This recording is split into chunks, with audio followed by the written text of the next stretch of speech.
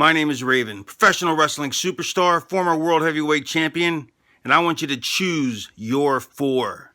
This is Pro Wrestling Rushmore. Quote the Raven, nevermore.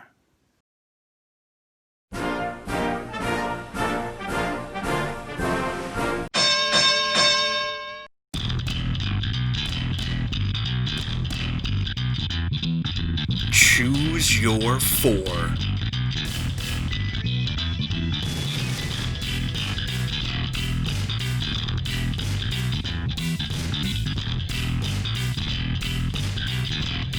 It's Pro Wrestling Rushmore.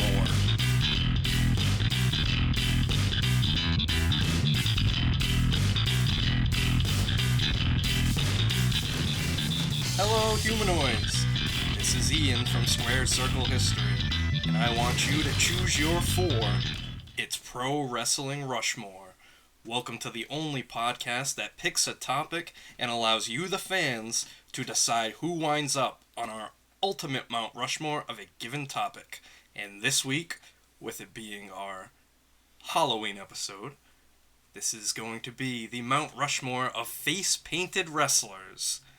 And guess what? Brian is not here this week. Somebody in a Mil Mascaris mask must have attacked him for last week's episode. But filling in this week is a good friend of mine, Danny Love. What's going on, guys? Happy to be here. Danny, I know you listen to the show. What wrestling shirt are you wearing today? I'm wearing a classic RVD shirt. It's the gray one with the dragon with the RVD outline from the tail. I believe it came out in 2002. I remember seeing it very often in high school because I remember you wearing it a lot. That's what we did. We wore our wrestling shirts in high school, and only a few people got the references, but that's alright. We were repping our Ring of Honor and repping the guys that we liked. Today, I have my Heatwave ECW 1998 shirt that just came out from the Extreme Collector, and it was designed by Jedi Jack Yeti. And if you are interested in this shirt, you can go on to Instagram and go to the Extreme Collector's page. I don't know if he still has any more for sale, but if he does, then that's where you would go. But it depicts the Rob Van Dam and Sabu against Hayabusa and Jinsai Shinzeki shirt. It's a really cool design. You should check it out. It's not soft style, though. I don't think your shirt's soft style either, Danny. It's so old it's become soft style. Yeah, that's a good point. At least it doesn't have any holes in it. That's good. Wow. As usual, reading the list for us this week is the lovely, the talented Sara. Hey, missing you, Brian, but it's nice to have you here, Danny. And come to think of it, Danny didn't get a proper intro. So, again, joining me this week is the bald and the beautiful, Danny Love. That's good, right? It's awesome, Ian. Alright, awesome. Bald is beautiful. So, with all that said, let's begin construction of the Mount Rushmore of face-painted wrestlers. Starting us off, Pat R. the Superstar, with The Ultimate Warrior, Road Warrior Animal, Demolition Smash, and Hakushi. So right off the bat, we got our list from Pat R, and he is being very specific. And I gotta tell you, not a lot of people were as specific as Pat this week. The first thing I want to mention is, I know that Pat is wearing a Hakushi shirt right now. And I have Hakushi on my shirt too. And I find that to be very, very strange that two people in the same room have Hakushi on their shirts. Nobody's gonna say bless you? Come on, people. Bless you. Thank you. But Hakushi, awesome presentation on him with the kanji tattoos going all up and down his body. He actually began as a soccer player. Oh, good. Yes, he began as a soccer player, and then he decided, hey, I think I'm going to give this wrestling a shot. And, yeah, I'm glad he did, because he had some legendary matches in the WWF against Bret Hart and against the 1-2-3 Kid. And then in FMW, he had some really good matches as well, teaming with and facing Hayabusa. Brian is not here this week. Danny, do you have any memories of Hakushi? Of Hakushi, just like the simplicity of his face paint and the fact that he was actually the only signed heavyweight to, I believe, FMW? Or was that for Michinoku? Michinoku Pro. Yeah, it was for Michinoku Pro, and he really made a name for himself at Michinoku Pro, and he wound up being the booker of Michinoku Pro up until, I believe, a few years ago. But yeah, Hakushi was awesome.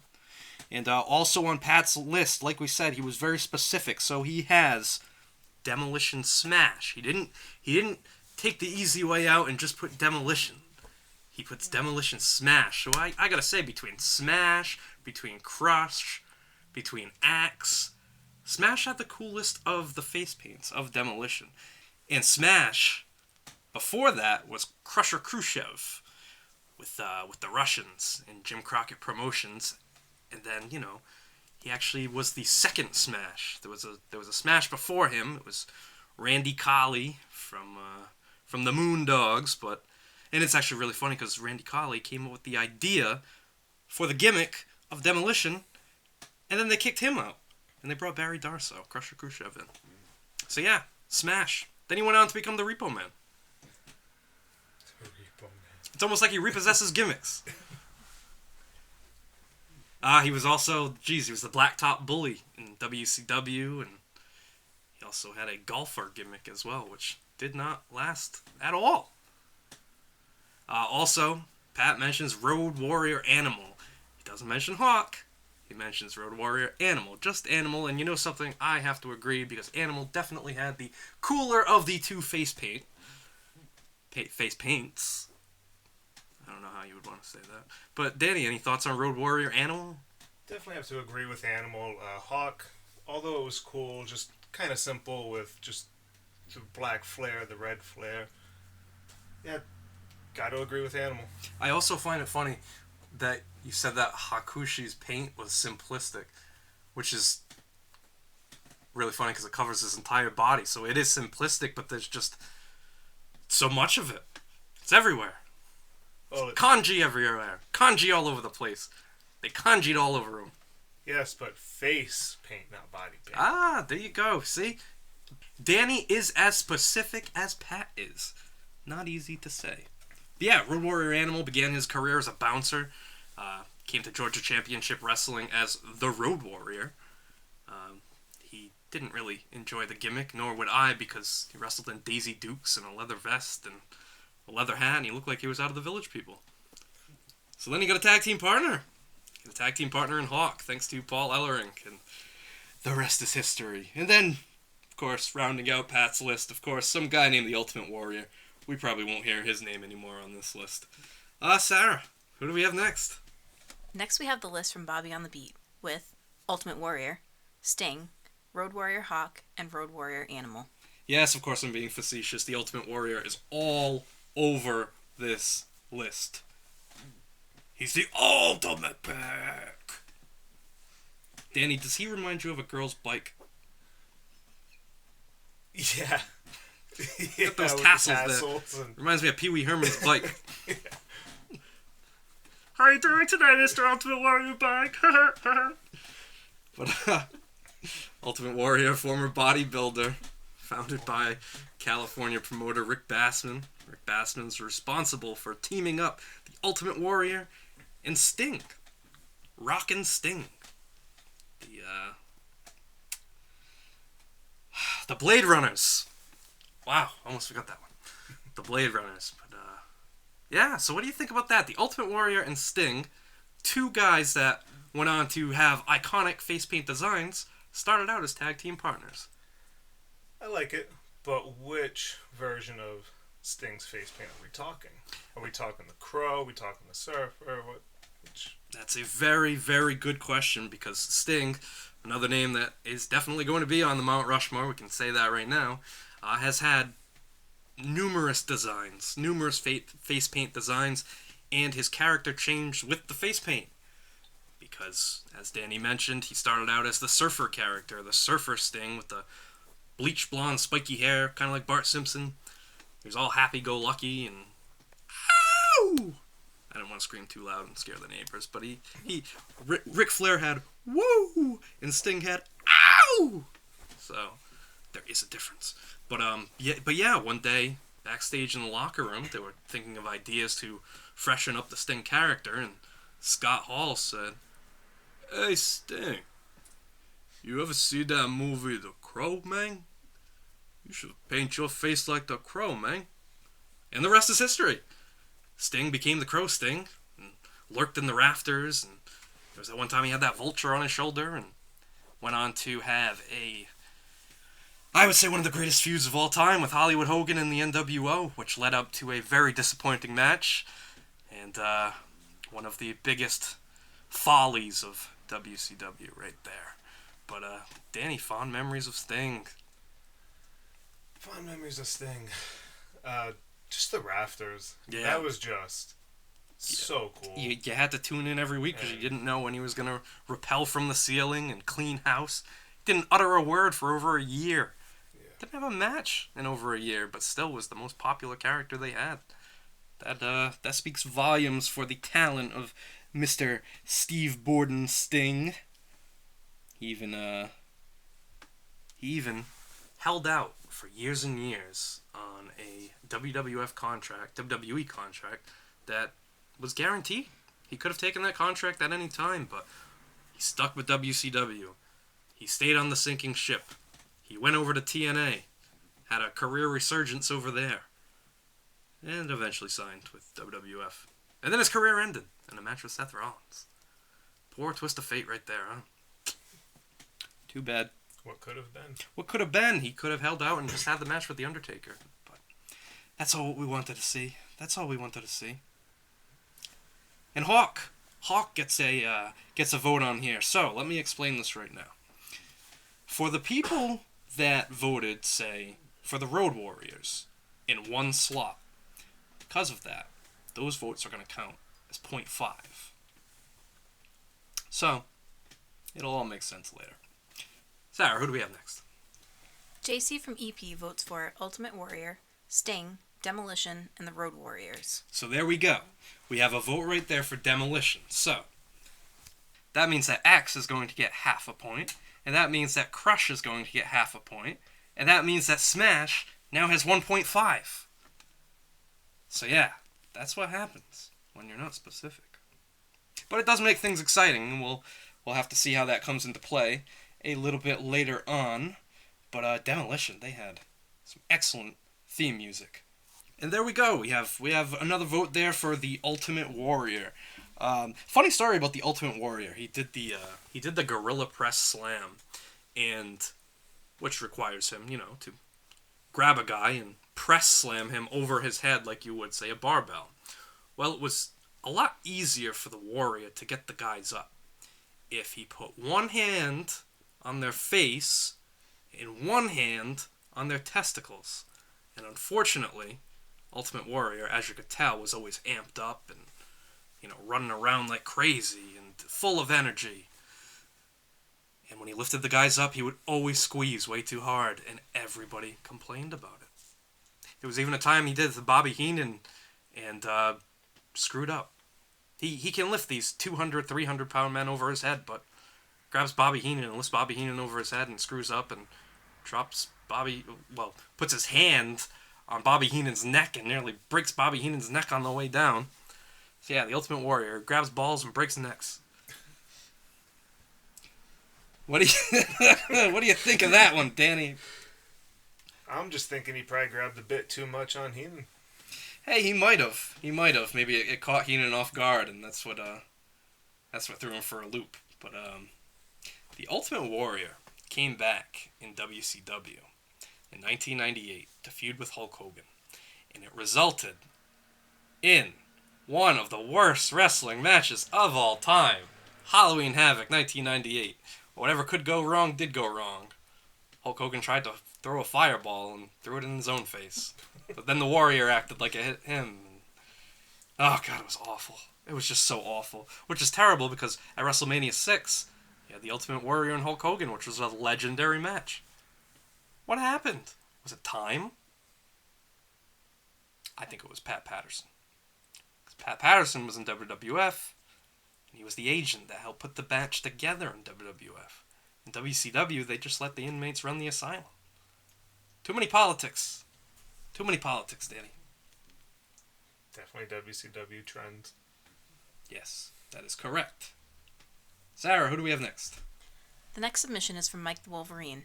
Sting, Dustin Rhodes, Road Warrior Animal, and Doink. So, Dustin Rhodes and Goldust are going to count as the same because, of course, Goldust is more well-known, but Dustin Rhodes, still performing today, still wears face paint, and definitely deserves to be on this list. What do you think? What do you think of Dustin Rhodes? Absolutely. I actually really like that pick. I've always liked the Goldust character and Yes. all the different variations of the face paint. And he's always been consistent. He's been a consistent performer, of course, the son of the American Dream, Dusty Rhodes. He really got his break early in the WWF in 1990, teaming with his father, but then when his father left, he left. They went to WCW. They went to go work for Bill Watts. And Dustin really honed his skills against the likes of Stunning Steve Austin, Ravishing Rick Rude, Barry Windham. It was a fateful match against the Blacktop Bully in the back of an 18-wheeler at Uncensored 1995 that cost him and the Blacktop Bully their jobs because they bled in the back of that truck, and WCW had a no-blood policy. They got fired, and because of that, Dustin Rhodes goes to WWF and becomes Goldust. Bizarre, huh? Absolutely. What's even more bizarre? Dustin Rhodes was supposed to come to the WWF in 1993. WrestleMania 9, Caesar's Palace. The hand-picked opponent of Hulk Hogan. It was supposed to be Hulk Hogan versus Dustin Rhodes. And Dustin Rhodes was going to be a bad guy, a heel, coming to avenge his father and take out Hulk Hogan. That would have been pretty cool. I would have liked to have seen that. Possibly the early version of the American Nightmare. Hey, there you go. That is a great point there. And while we're talking about that, Cody, Dustin Rhodes, last year, AEW, had one of the greatest matches I've ever seen. Bloodiest. Absolutely. Also one of the greatest. That was an awesome match. Must see. If you've never seen it, you have to see it. But while we're on the Goldust topic, what about Seven? Remember Seven in WCW? Yes. Very short-lived that. Yeah. Even Dustin decided it was garbage. And on TV said, he's not doing this. He's not doing this crap. But then he goes to TNA years later and he's Black Rain. Huh. Google it. And of course, Doink. Vince McMahon's answer to It. No, really. Vince McMahon saw the movie It, and he was inspired. And he came up with Doink the Clown. Doink the Clown was portrayed by legendary territory wrestler Matt Bourne. Matt the Maniac Bourne. And Doink started out as a scary, maniacal clown, and he'd pop balloons of children and throw confetti and water on people. But then Matt Bourne was released from the promotion, and they had to find somebody else to portray Doink. So who did they find? They just took the guy who played Max Moon. So he portrayed it for a little while, and even the Brooklyn Brawler portrayed Doink for a little while. And Doink was big on the independents. I'm not the Doink you think, because it's just a guy dressed as a clown. So they could have anybody play that. So a lot of promotions were advertising Doink, and it got to the point where WWF said, no, no, no, no more Doinks, no more Doinks for you. There's only one Doink, and this one Doink's over here. Hi, Brian. So yes, Doink. And Doink's just legendary. I mean, and he's even popped back up now and then. But Matt Bourne was, I heard a story not too long ago about Matt Bourne. And he was in a bar with a girl, and B. Brian Blair walked in. And for whatever reason, maybe the girl tipped Matt Bourne off or what. But Matt Bourne was under the impression that B. Brian Blair was hitting on his girlfriend. Brian Blair denies it, but a fight ensued. And the fight was so wild that B. Brian Blair bit off a piece of Matt Bourne's lip. But that didn't stop Matt Bourne. He kept coming back for more. However, he didn't win the fight. But yeah, that's Doink in a nutshell. Doink had a feud in the early days of Raw with Randy Savage. He had another feud, more people would remember, with Crush. The situation at WrestleMania 9 with the two Doinks. And Doink had a feud with Bam Bam Bigelow. He even had a feud with Jerry the King Lawler where he introduced Doink introduced Pink and Wink to go with his manager Dink. And they had a Survivor Series team against Jerry Lawler's Cheesy, Sleazy, and Queasy. The Royal Family. But yes, Doink. Memorable name. Sarah, who do we have next? The four Steve the Savage chose are Ultimate Warrior, Sting, The Great Kabuki, and Jeff Hardy. Okay, so, beyond the Blade Runners there, Ultimate Warrior and Sting, we've got a vote here for The Great Kabuki. The Great Kabuki, Danny, you got some Great Kabuki stories for me? Just one.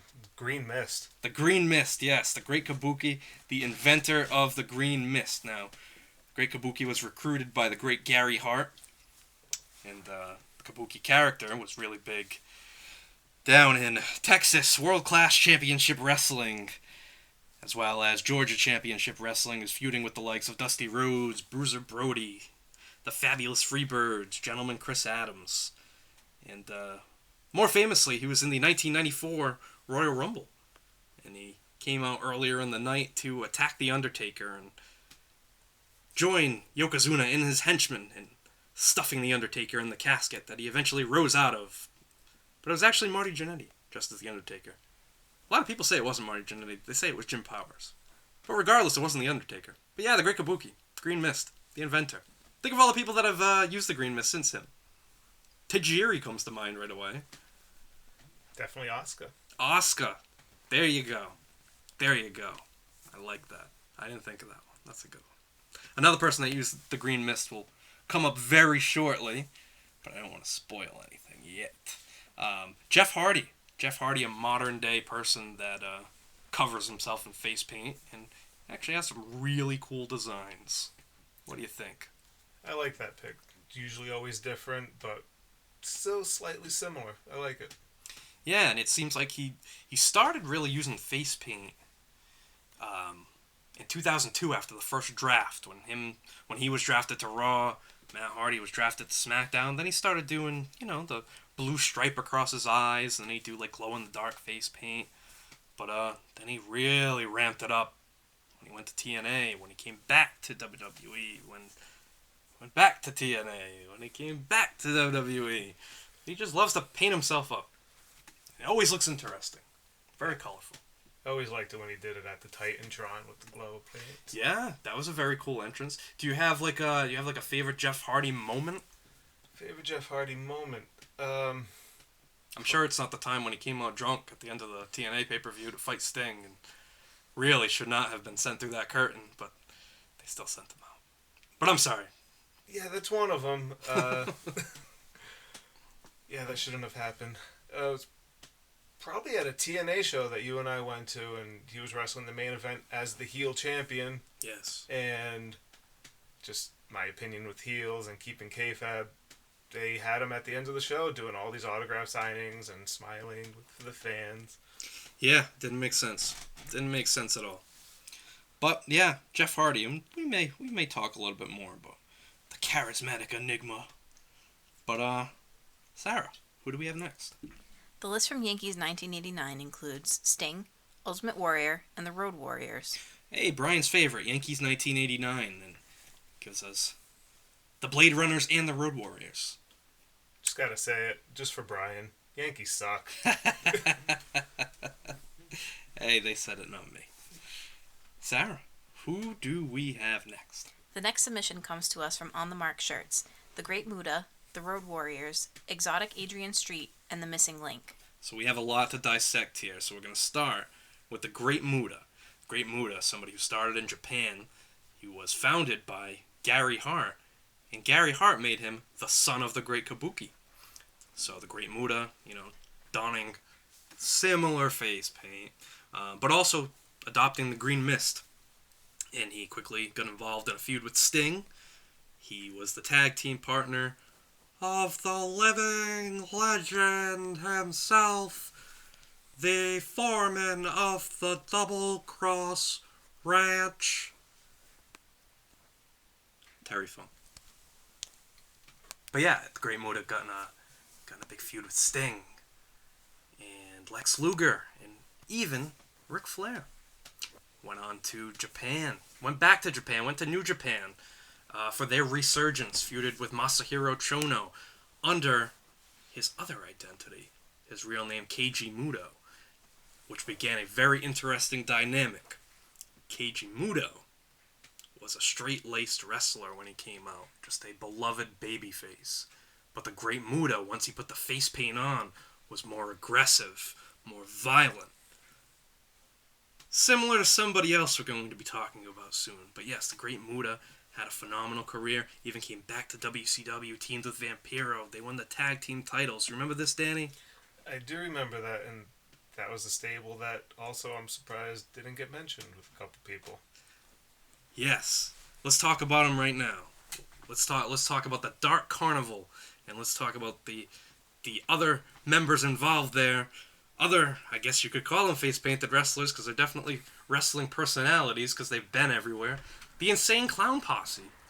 The Insane Clown Posse started out in ECW, then they made their way to WWF with the Oddities. Turned on the Oddities, and they went with the Headbangers, more face-painted wrestlers that didn't get mentioned, Mosh and Thrasher. But then, the Insane Clown Posse made their way to WCW, and they formed a formidable alliance with Vampiro and with the Great Muta. And when Muta and Vampiro teamed up, they won the tag team titles for a night. But the Insane Clown Posse, yeah, they even had their own wrestling promotion. Juggalo Champion Shit Wrestling. Yes, it was different, but you know, when you spray each other with Faygo, I guess you are a little bit different. But in that case, maybe that's the norm. Who am I to judge? But yeah, who are we talking about? The Insane Clown Posse. What do you think about the Insane Clown Posse, Danny, in wrestling? I mean, they've been in pretty much every major promotion. Even TNA. They were in TNA too. Yeah, TNA briefly, WWF at the time. WW briefly. everything. Yeah, if it was wrestling, they were in it. I mean, even their company, JCW, they're still around. They're still kicking. Yeah, they have the Gathering every year. I would assume they didn't have it this year. But, hey, one never knows. But, yeah, the Insane Clown Posse. I enjoyed watching Rob Van Dam beat the hell out of them in ECW. That was a heck of a moment right there. It's always a good time. Always a good time. But yeah, the Great Muta affiliated with them. After Great Muta left WCW, he put on a mask. He still wore face paint, but he was more known for wearing the mask. And also, as Keiji Muto, was a very successful heel in All Japan Pro Wrestling, winning the Triple Crown over there. But the Great Muta will always be remembered for his face paint. Also mentioned here, Exotic Adrian Street, a Welsh wrestler who had a gimmick very similar to Goldust, but because he was way before Goldust, he was in the 70s, he was in the 80s, I guess he would be the inventor of the gimmick, but very flamboyant gimmick. Wore makeup, put his hair in pigtails, and the way he got out of holds was pinching wrestlers' bottoms and kissing them on the cheek. But he had his wife manage him. And when he got out of the business, him and his wife started their own wrestling gear company. And they made gear for a lot of the wrestlers, most notably Mick Foley and Stone Cold Steve Austin. But yeah, Exotic Adrian Street, the WWE Network even did a documentary on him recently for the innovative gimmick that he had. Definitely innovative for the time. Definitely innovative for the time, that's for sure. Another innovative gimmick, the Missing Link, Dewey Robertson. Know anything about the Missing Link, Danny? Not much, but I mean, he was also incredibly brief. Yeah, I mean, because I mean, he was in World Class. He was down in Florida for Championship Wrestling from Florida. He had great feuds with the Von Erichs, with the Freebirds, but yes, he did have a brief run in the WWF. And funny story about the missing link, beyond the fact that he painted his face green and had blue eyeshadow. I guess it was still face paint around his eyes. But he was under the impression that a manager was a manager. So for a long time, or for the brief time that he was in WWF, he expected Bobby Heenan to handle all of his travel for him and make all the reservations for him. So Bobby did everything he could to get Jimmy Hart to manage him, because he didn't want to handle that anymore.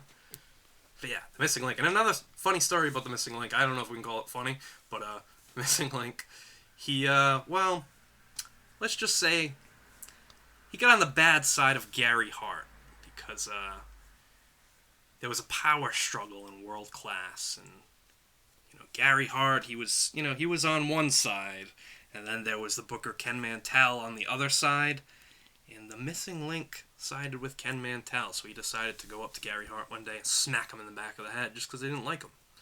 So Gary Hart pulled a knife on him, and that was the last time the missing link bothered Gary Hart. That would get me to stop bothering him. Yeah, absolutely. Yeah. I'd say so. Okay, Sarah, who do we have next? Shep from Shepland votes for these four: Sting, Ultimate Warrior, Goldust, and Jeff Hardy. So Goldust.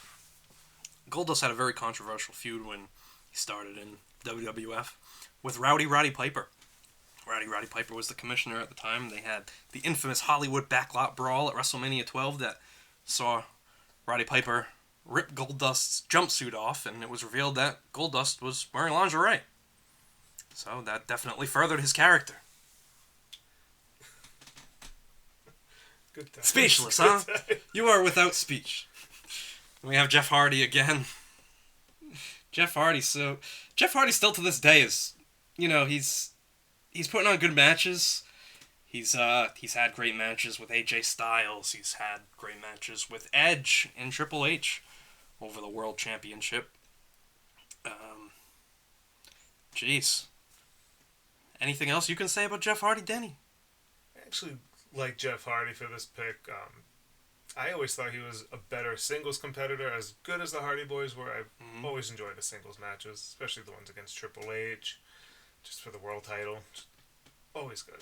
He even had a good feud with Umaga, too. And Umaga, we'll get back to Umaga a little bit later on. But, yeah, that list there from Shep, we've talked about a lot of those names already. So, Sarah, who do we have next? Mikey from the Street submits Sting, Ultimate Warrior, Goldust, and the Great Muta. So again, we have talked about all these names, but the Great Muta there, one of the first people to do a moonsault. So we can thank the Great Muta for that. He definitely brought some excitement to the NWA in the late 80s, feuding with Sting. But we've already mentioned that. So, Sarah, who do we have next? Next up is Paulicious with Kamala, Goldust, Finn Balor, and Sting. Finally, a vote for Kamala. I really thought that we were going to get more votes for Kamala. But we didn't. But hey, I guess that's the gamble you take with lists like this. But Kamala. Sugar Bear Harris in Memphis. Jerry Jarrett and Jerry Lawler. Oh, I think I can do this one and Brian will appreciate it. Well, Kamala, you see, you're gonna paint, well, your face, with the paint. And, the moon, you're gonna put the moon, paint it on your belly there, and right, well, right there, the stars on each boob, well, and paint, So Jerry Jarrett gave, Kamala his gimmick, and, man, Kamala, one of the greatest gimmicks of all time. Just a big dude that slaps his belly, and, well, But, yeah, Kamala, big in Texas, big in Memphis, went to WWF. When he went to WWF, went straight to the top with big feuds with Andre the Giant, with Hulk Hogan. Whew, Kamala was hot for a while. Then he went away. Then he came back and feuded with The Undertaker. And they had the first, well, it was a casket match, but they called it a coffin match. But come on, let's be serious here. It was the first casket match. Kamala and The Undertaker. After The Undertaker put Kamala away into the coffin. Kamala, he underwent a gimmick change. He was originally managed by Harvey Whippleman and Kim Chi, and they mistreated him. And the Reverend Slick let him know that. And the Reverend Slick started to, teach him what it was, what it was like. Well, taught him what it was like to, to be an adult. Taught him how to bowl. That was very interesting. Kamala was always good as that heel. He went to the Dungeon of Doom in WCW, but he didn't last there long. Kamala. Also Finn Balor. We got Finn Balor on this list. The Irish-born Prince Devitt made his name in New Japan. You know, Danny. You know. I do. I love that face paint. That is awesome design. The demon. The demon. So just like the Great Muta, Finn Balor, when he puts the face paint on, he gets these like mystical powers, these superhuman powers. And I know he's lost once as the demon to Samoa Joe, but I think he's won every other time. Yeah, I'm pretty sure. Yeah, his first match on the main roster, defeated Seth Rollins, won the Universal title, and got injured and had to vacate the title. Bad luck. Bad timing. But, I gotta say, Finn Balor had one... Honestly, it's a very underrated match. It's an underrated favorite of mine because it's just it's a match with tremendous chemistry between two guys that know their roles and play those roles very well. And it was from the Beast in the East show. It was a network special in Japan, and it was hyped around Brock Lesnar versus Kofi Kingston. But I believe it was the opening match on the show was Kevin Owens defending the NXT title against Finn Balor. And, spoiler, Finn Balor won. But it was an excellent match, excellent moment. And I know they had a rematch. It was a ladder match. But that first match, Beast from the East, was... Or Beast in the East. Beast from the East is Bam Bam Bigelow. But regardless, that's a great match. So Finn Balor, he adapts this face paint from it's kind of like a combination of like Venom and Spider-Man.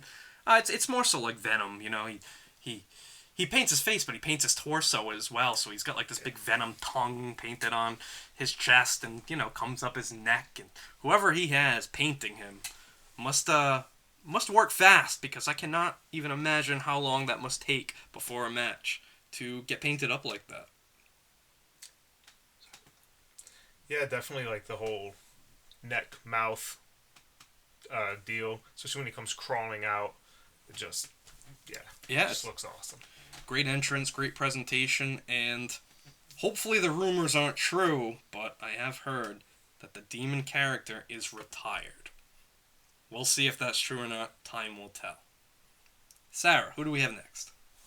The first-time submission from Hailstorm Wrestling Customs is Sting, Ultimate Warrior, and the Road Warriors. So yes, Hailstorm Wrestling Customs. Check them out on Instagram. They do awesome LJN Wrestling custom figures. I saw one recently of Howard Finkel that looks amazing. Ric Flair in a suit. Awesome stuff. I keep getting impressed by the things that I see people create and make and sell and make me want. But yes, Hailstorm Wrestling Customs.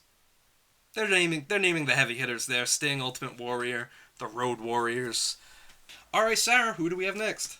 Another first-time list from John David Guerra with the exact same selections: Sting, Ultimate Warrior, and the Road Warriors. John David Guerra. Very excellent artist. I stumbled upon a piece of art that they made of Papa Shango, who is somebody who's not mentioned on this list, but this image of Papa Shango that John David Guerra came up with, it's pretty cool. It's a pretty cool painting, and I went on to discover that he's got a ton of these paintings, or a ton of these, I guess, digital artwork, you would say. But great stuff. Check him out on Instagram. Cool. Yeah, he does awesome artwork. But, all his names that he mentioned on here: Sting, Warrior, the Road Warriors. We've mentioned them, but we can take some time to talk about his artwork here. But let's talk about Papa Shango. Papa Shango, the Godfather, Kama, the Supreme Fighting Machine. He had this short-lived gimmick as this like voodoo doctor, and nobody mentioned him. He just said he didn't last very long, and he only really had one memorable feud with the Ultimate Warrior, where he made the Ultimate Warrior puke up black goop. Yeah, definitely too short-lived. I think he'll definitely be more remembered for the Godfather gimmick. Absolutely. With the Ho Train. Yes. Just... Okay, Sarah, who do we have next? Death by Lariat brings us the Great Kabuki, the Road Warriors, the Great Muta, and Gold Dust. More names that we have seen before, and these names are piling up. I'm trying to think of another Gold Dust memory here, or Dustin Rhodes for that matter. How about when Gold Dust teamed up with Booker T? And they started Black Gold. Team Black Gold, and they had these hilarious vignettes and promos, and they had great chemistry, and really, I think, helped Booker T transition into the WWE style. And they had a really good feud too with Chris Jericho and Christian. They brought some life into the tag team division in 2003, 2004, I believe.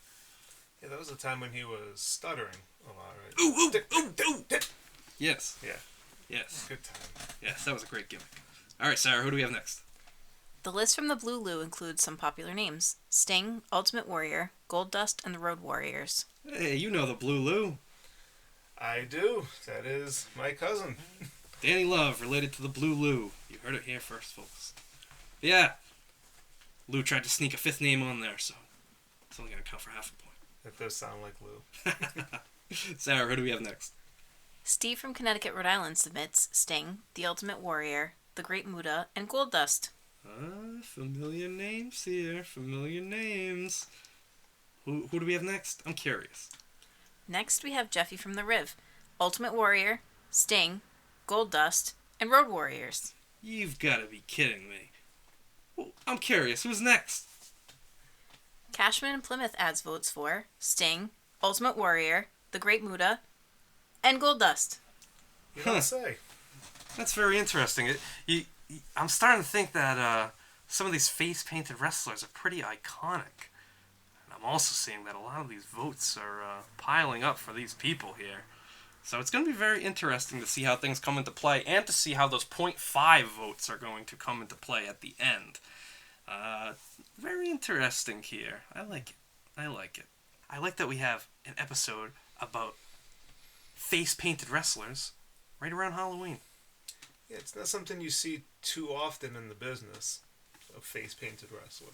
Even though they're known, just not as iconic as, like a Stone Cold or a Rock, In that sense, when you think of a face-painted wrestler, who do you think is the most successful one? Who do you think in a wrestling company that has worn face paint has made enough of an impact?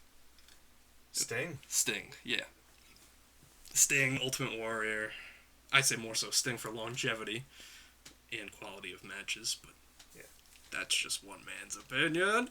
And ask anybody, the dream match has always been Sting Taker. Yes, absolutely. But it never happened. And it never will happen. So it will always be a dream. But if it were a reality, it might have been a nightmare. We never know. Sarah, who do we have next? The next submission is from Adam in Jacksonville. Sting, Ultimate Warrior, Gold Dust, and Finn Balor. Whew. Sting, Ultimate Warrior, and Gold Dust. I wonder if they ever had like a face paint party. That'd be interesting. They could hire a clown to come paint their faces all, at the same time. Well, I guess you would have to hire a group of clowns, but they could all ride in the same car because clown cars are very spacious. Fit a lot of stuff in a clown car. Sarah, who do we have next? Phil Squared has on his list Sting, Kamala, the Great Kabuki, and the Missing Link.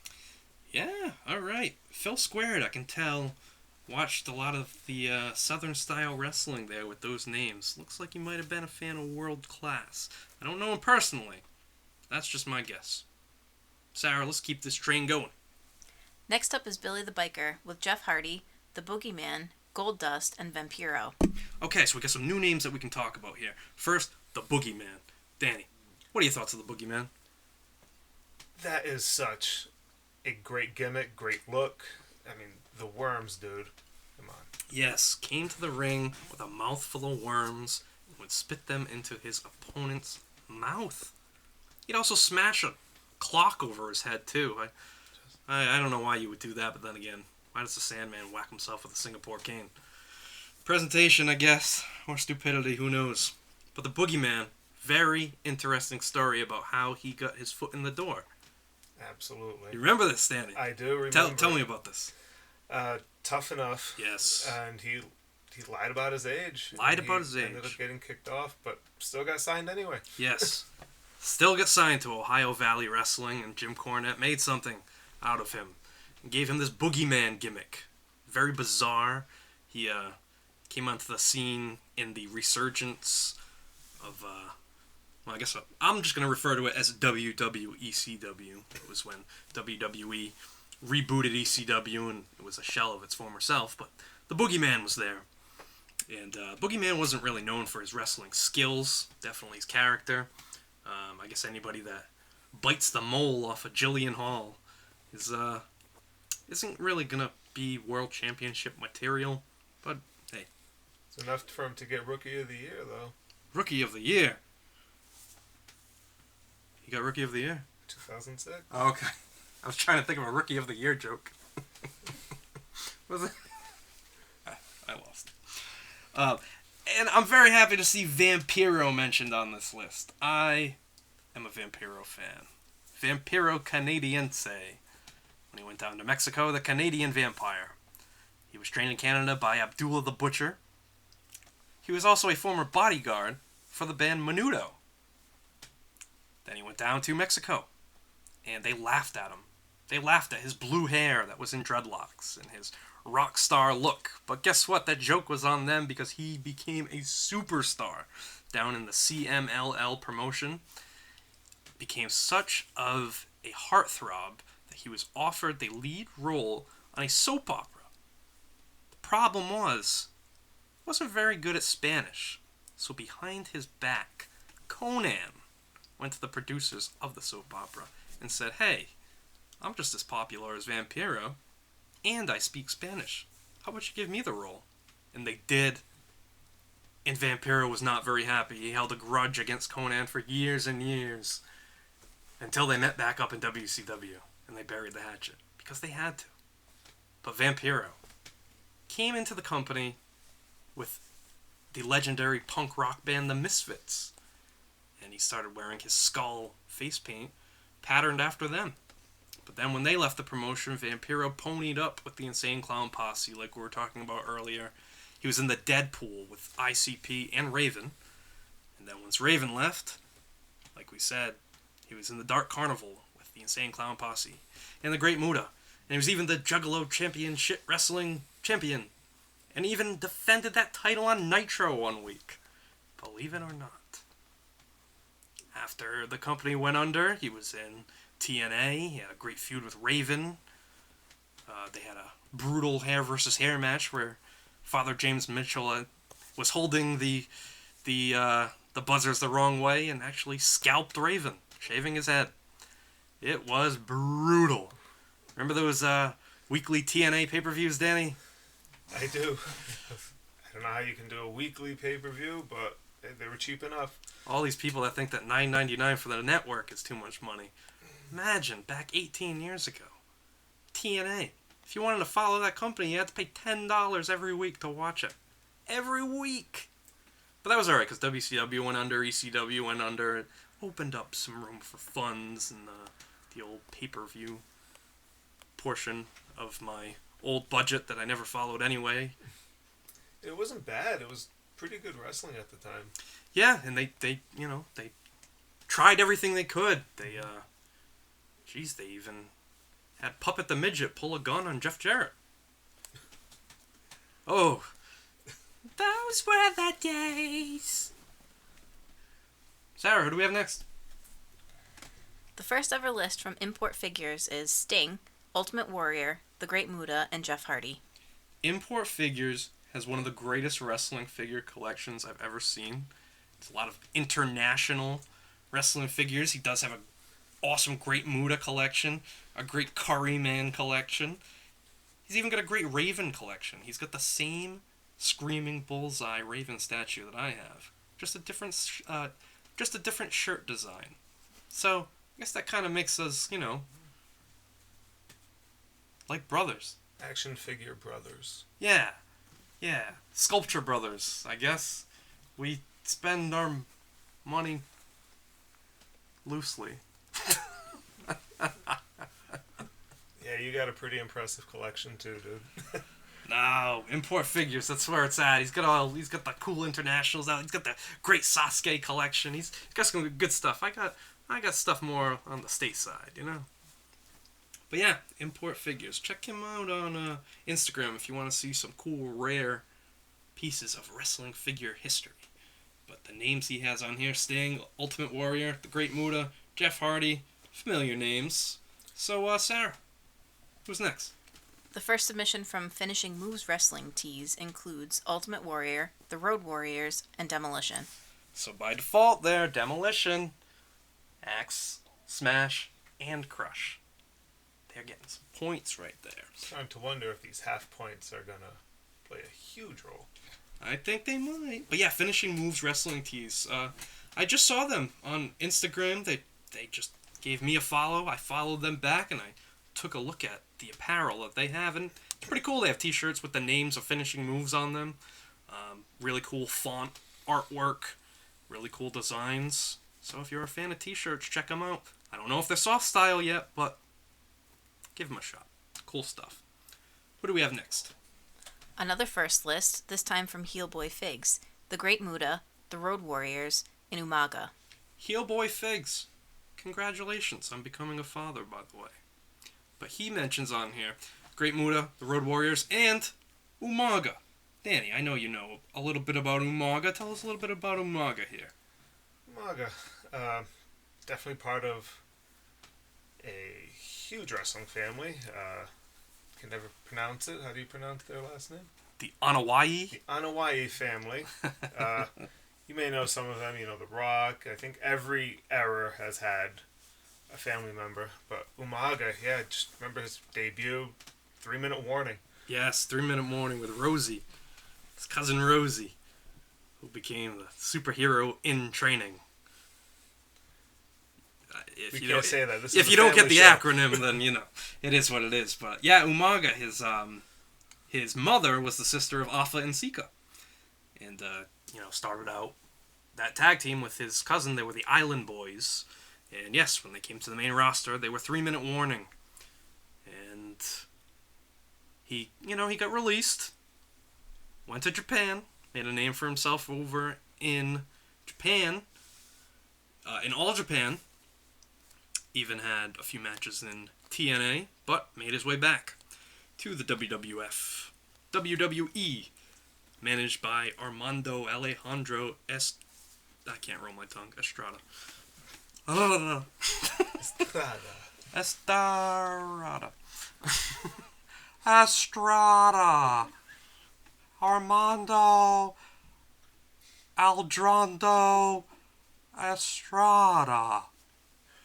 But Umaga, I don't know if you remember this, Danny, but Umaga had an absolute bloodbath with John Cena one year at the Royal Rumble. What year was that, Ian? Oh, God. I think it was, I would like to say 2006. That's my guess. I'm going to say 2006. You want to fact check me live, Danny? Fact check me live. Was it 2006? It was bloody. It was like some sort of street fight or something like that. But I'd say it was Umaga, one of Umaga's most high-profile matches. Was there in a feud? 2007. Okay, 2007. Okay.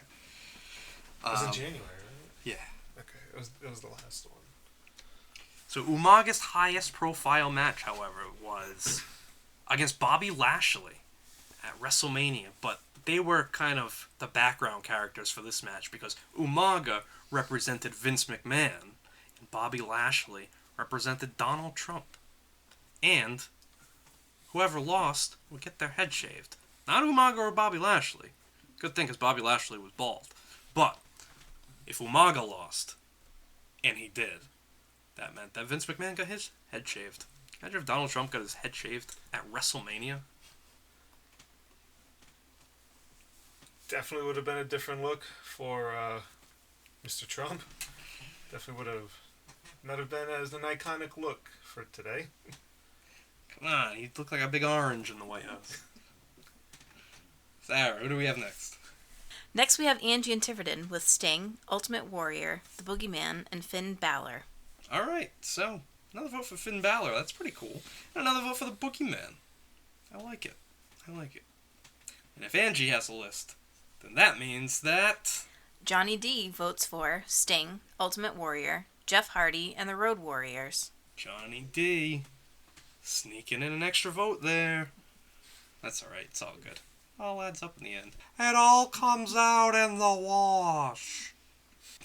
You know, we've been talking about the Great Muta, and two matches come to mind. One of them was the Great Muta in 1993. Had this absolute classic match. If you didn't see it, you wouldn't believe it. Great Muta versus Hulk Hogan. It's unbelievable. Hulk Hogan wrestles a completely different style in Japan than he does in the States, and he delivers an enziguri to the Great Muta. Hulk Hogan delivers an enziguri to the freaking Great Muta. That's unheard of. I know. Until we heard it. And then, the Great Muta had a match with Jushin Thunder Liger. Jushin Liger finished very well on our Mount Rushmore of masked wrestlers. But yeah, Jushin Liger versus the Great Muta in New Japan. The Great Muta takes off Jushin Liger's mask, and Jushin Liger's wearing face paint, and he blows the green mist at the Great Muta, and we find Jushin Liger's alter ego here, Kishin Liger, who's only made a few appearances. One of them recently, before he retired.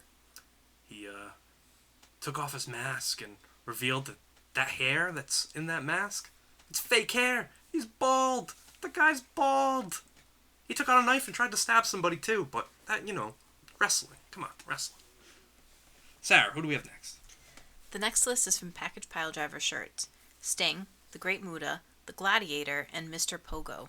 Okay, so we have here the Gladiator, Mike Awesome, and the Gladiator, who is actually related to Hulk Hogan. Pretty crazy when you think about that. But yeah, the Gladiator in FMW, the longest reigning brass knuckles champion. He had a legendary feud with Hayabusa, but an even more legendary feud with Masato Tanaka.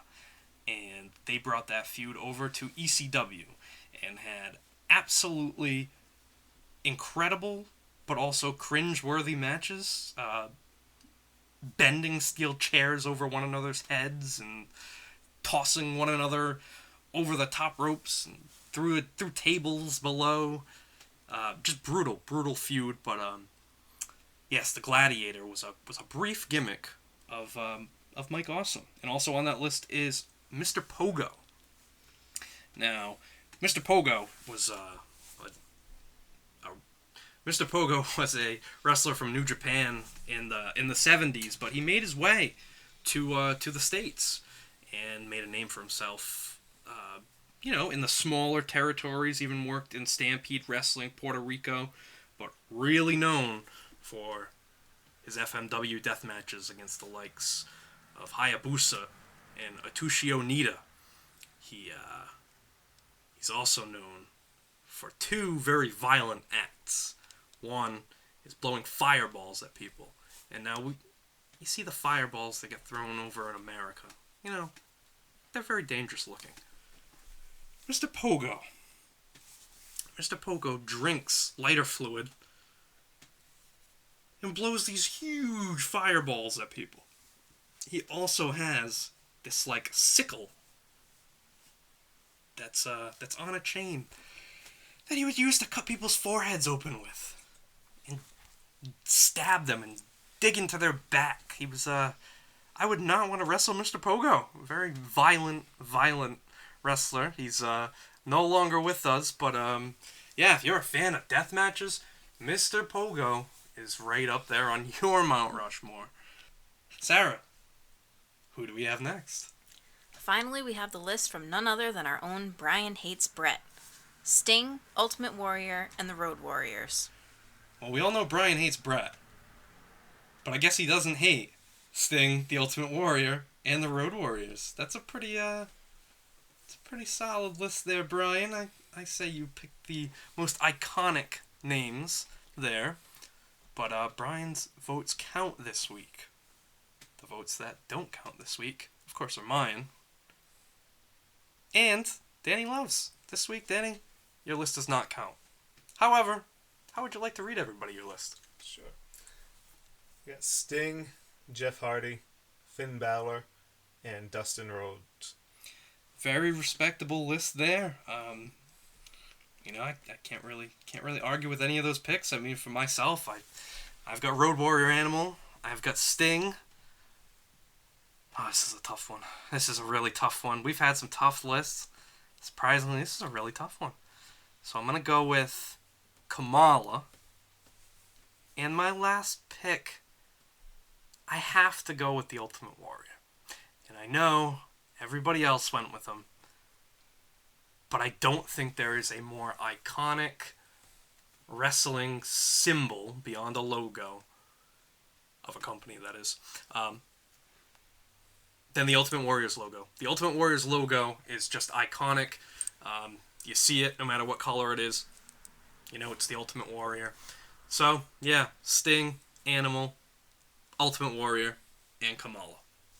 So, before we find out who is on the Mount Rushmore, I just want to talk about names that have not been mentioned on this list so far. And there are a decent amount of names. We already mentioned Papa Shango.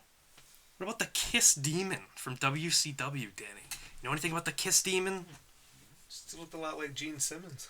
Yes, and it was actually the band Kiss that played on Nitro.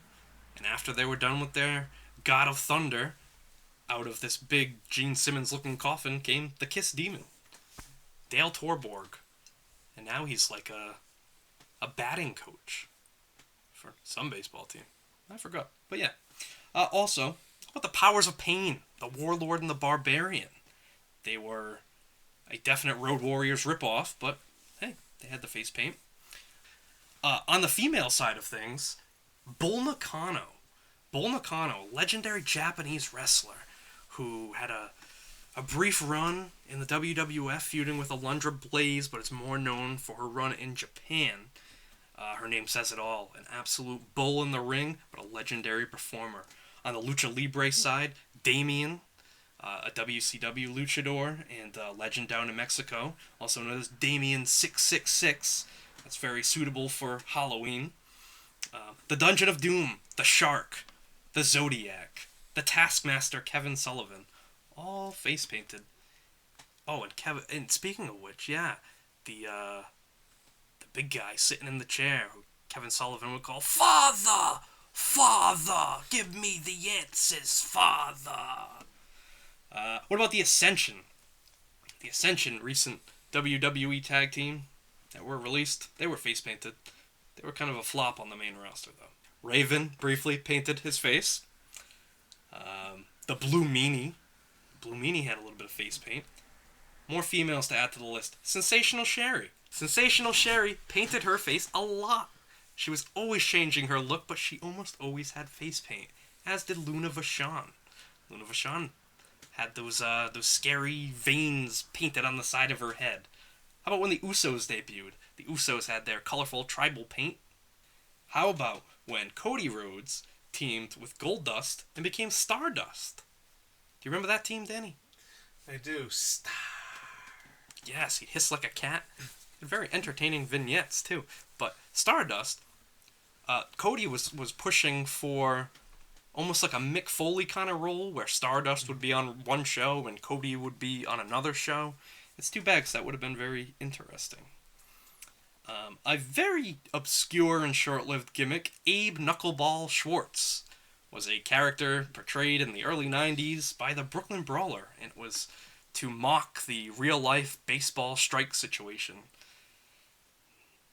Aja Kong. Aja Kong had, I think, 2 matches in WWF, but over in Japan, a monster, a legend, and I think she even made it onto an AEW show once. WCW's answer to the Ultimate Warrior when they couldn't get him, the Renegade. Very short-lived. We mentioned the Headbangers. How about the Headhunters? They were big in Puerto Rico and in FMW. In Japan, they only had... They were both in the 1996 Royal Rumble, but that was really it. How about Mantar? Mantar would come to the ring with a giant bull mask on top of his head, and when he took it off, he had some face paint. The Hurricane. We know him as wearing a mask now, but when that gimmick started, he had a painted face. Now we have some more modern names here. A name that I'm shocked didn't get mentioned. And if I had gotten a list from Nikki Homicide, I know that she would have mentioned Asuka. And Asuka is making quite a name for herself. So who knows, she might go down in history as the greatest face-painted female performer. Who knows? There are some other face-painted females out there right now that are currently active in wrestling. AEW has Abaddon, and Impact has Su Yung. So, very interesting that most of the major promotions now have a face-painted female superstar. And the last name that I have on here is Darby Allin. Darby Allin making a name for himself now in AEW. And he's got that pretty cool zombie look going on half of his face. Danny, do you think Darby Allin is the zombie kid all grown up? I like turtles. Oh, definitely. Yeah. They look way too much alike. That's what I'm thinking. Oh, another name too. Yeah, Thunder Rosa. Thunder Rosa has been in AEW, and the rumor is she just signed with WWE because she just lost the NWA Women's title. So yeah, Thunder Rosa too. So now, Sarah, we gotta know who made it onto our Mount Rushmore of face-painted wrestlers. This episode's Mount Rushmore is, with 21 votes, Sting, with 19, Ultimate Warrior, with 14.5, Road Warrior Animal, and with 12.5, Road Warrior Hawk. The rest of the stats are Goldust / Dustin Rhodes with 11, The Great Muta with 8, Jeff Hardy with 5, Finn Balor with 3, The Great Kabuki with 3, with 2.5, Demolition Smash, and finally, with 2 votes each, Kamala, The Missing Link, and The Boogeyman. So a lot of people called it this week. A lot of people called it. Sting, Ultimate Warrior, and the Road Warriors. I can't argue it. Legends. 4 legends. And Goldust. So close to making it to the Mount Rushmore. It was neck and neck all week with these votes. Literally, as of this afternoon, Hawk was not on that Mount Rushmore, and Goldust was. So that shows you how close it is. So what do you think? You think they got it right, Danny?